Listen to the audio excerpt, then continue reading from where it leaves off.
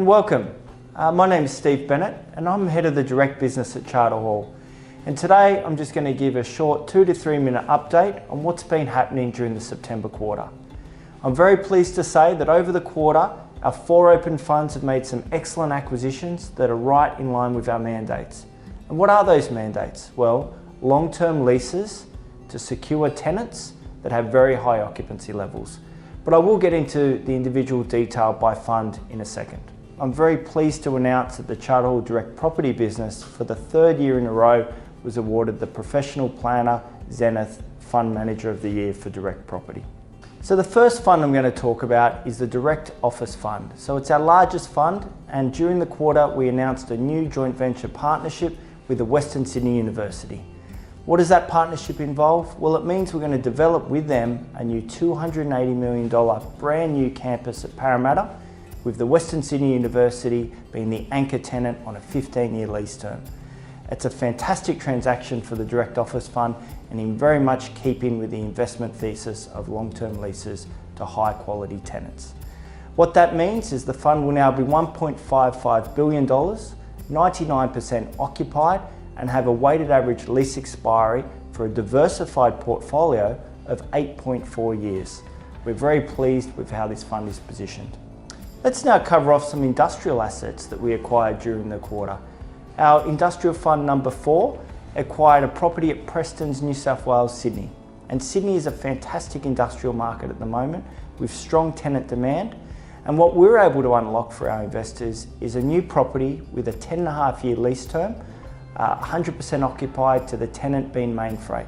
This brings the overall DIF4 portfolio to $284 million, has a long-term lease profile of 11 years, and much like our other funds, is highly occupied, in this case 100%. The next fund I'm going to talk about is the Direct Diversified Consumer Staples Fund.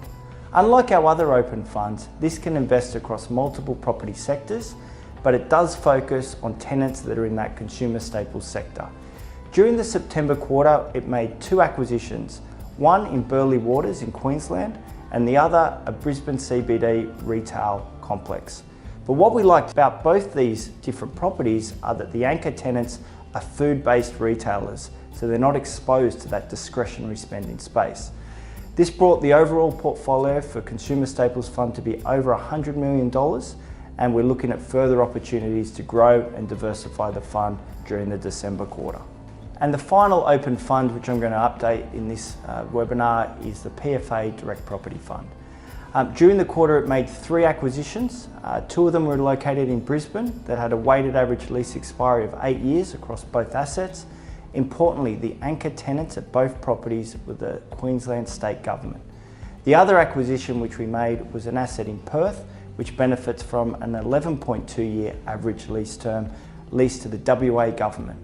So these asset acquisitions are very much in keeping with the mandate of the PFA fund, where over 70% of the fund's income is from government, whether that's state, federal or local government tenants. We're also getting very close to announcing a new acquisition, but that will come in the December quarter. Thank you very much for joining us for this quick September quarterly update.